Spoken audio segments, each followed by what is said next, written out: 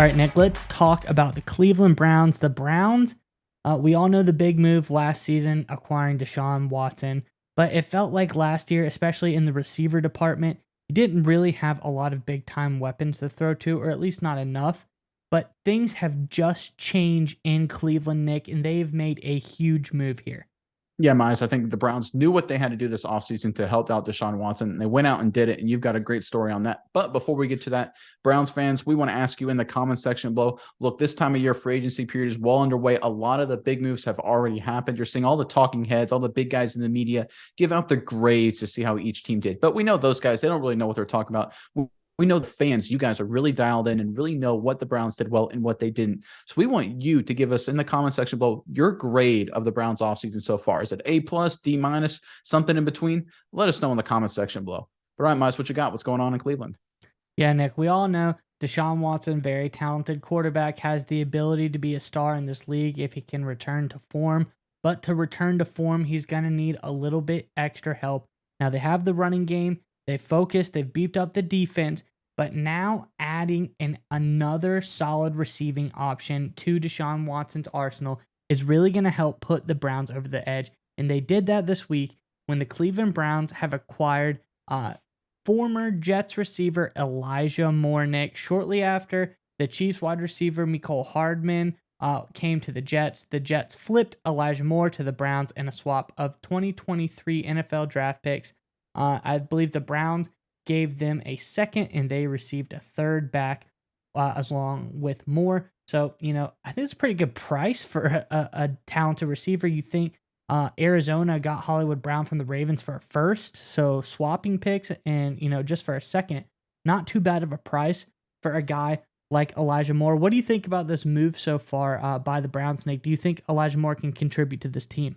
It's absolutely fantastic. And here's why. If you go back to the last offseason, right, they were able to acquire veteran Amari Cooper for, I think they only gave up a fifth or a sixth or something to that effect, because Cooper had a massive cap hit relative to his production. So the Browns had to absorb a lot of cap hit. They were basically helping the Cowboys out in terms of the cap situation. So they're able to not have to give up much in the draft space. Here they had to give up a little bit more draft capital. The way it works, according to the draft value chart, is obviously they exchanged some draft picks, but essentially the Browns acquired Elijah Moore for a third round pick's worth of value, an early third round pick's worth of value, according to the draft chart. So that's the way to think of this trade. The Browns gave up a third round pick and got Elijah Moore.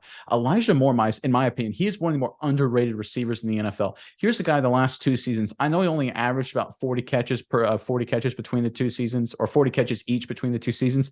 But the Jets quarterback situation was absolutely atrociously terrible. I don't think of an organization that's been worse at quarterback the last 50 years than the New York Jets. They have been absolutely just god awful. When you have Mike White, and I love Mike White, great story. When he was like the one bright spot on the offense the last 2 years in terms of the quarterback position, that's a problem for your franchise. And if you're a receiver in that environment, it's not going to go well for you. And I think we saw that a lot from Elijah Moore last year. He was very upset, very frustrated, wasn't getting the targets, because here's a guy who understands separation. He played under Lane Kiffin in Ole Miss, knows how to get open, knows how to make big plays. And in college, he was able to do that ad nauseum. I think he has the ability to have the Antonio Brown level production. Obviously, hopefully not the head issues, but the Antonio Brown level ability on the field. I think he's that kind of player. And the Browns getting a guy like that for only a third round draft pick in terms of value is absolutely outstanding. And I'll leave you with this, Miles, just one more thought.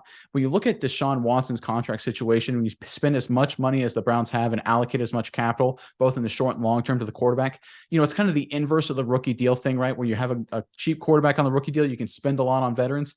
When you have a quarterback that's got a lot of money thrown at him, you have to find a way to be cheap and find quality players on the cheap. The problem is that's so hard, because usually quality players on the cheap, teams don't give up on those guys. They won't hold on to those guys. They're insanely valuable. The Browns got a guy, right? If you look at Elijah Moore's cap hit, quality player, in my opinion, the next two seasons, 1.4 million this year, 1.8 next year. Good player at scary good price. Excellent job by the Browns here, Miles. Excellent job. Yeah, Nick, and a few things I want to leave us on is how good the fit is. We talked about the price for Elijah Moore is, but this fit for the team is very good. And I got 3 key points here to give to you, Nick.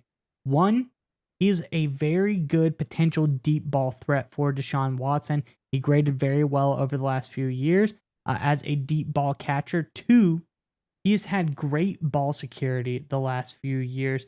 After the catch, before the catch, doesn't really fumble. He doesn't really drop passes at all. He had a 90 overall drop grade, so that's very good. 80 overall fumble grade, meaning that he was very less likely to fumble the ball. So he has sure hands, doesn't fumble. So that is all very positive. But finally, Nick, and I think the most important thing is he is a very good complementary player to Amari Cooper and Donovan People-Jones, and he will fit very well in a slot-like role, I believe, for the Cleveland Browns. He played 28.3% of his snaps from the slot in his rookie year, and that's also when he received some of his highest grades as a receiver in the NFL, Nick. So I think this is a really, really good fit for the Browns. Just overall, good chemistry with the team, and I hope that he is going to go off this year. We're going to see some big time plays down the field through the slot position.